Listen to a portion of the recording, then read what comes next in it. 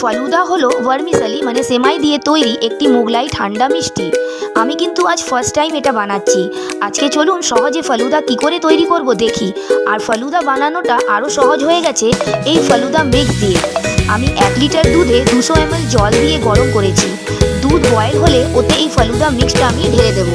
এটার দাম কিছু 75 রুপিস নিয়েছিল।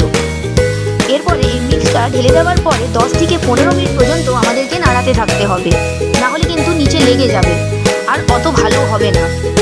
এবার এটা যখন 10 থেকে 15 মিনিট হয়ে যাবে তারপরে এটাকে আমরা নর্মাল করে মানে ঠান্ডা করব। তারপরে এটাকে আমরা ফ্রিজে রাখবো। ফ্রিজে রাখার 2 ঘন্টা পর আমি বের করেছি, দেখুন কত সুন্দর কালার হয়েছে আর কি সুন্দর গাঢ় গাঢ় হয়েছে। এবার এটাকে বের করে এটাকে সার্ভ করবো। তার জন্য আমার কাছে কাজু, কিশমিশ, আলমন্ড ছিল, ওগুলোকে আমি ছোট ছোট করে কেটে ওতে দিয়ে দিয়েছি। আপনারা চাইলে এতে আইসক্রিমও মিক্স করতে পারেন। তারপরে এটাকে আমি বাদাম দিয়ে সার্ভ করলাম। এটা খুব টেস্টি হয়েছিল খেতে, আপনারাও ট্রাই করতে পারেন, এটা খুব ভালো লাগে খেতে। কেমন হয়েছে আপনারা কমেন্টে জানাবেন। Bye bye everyone.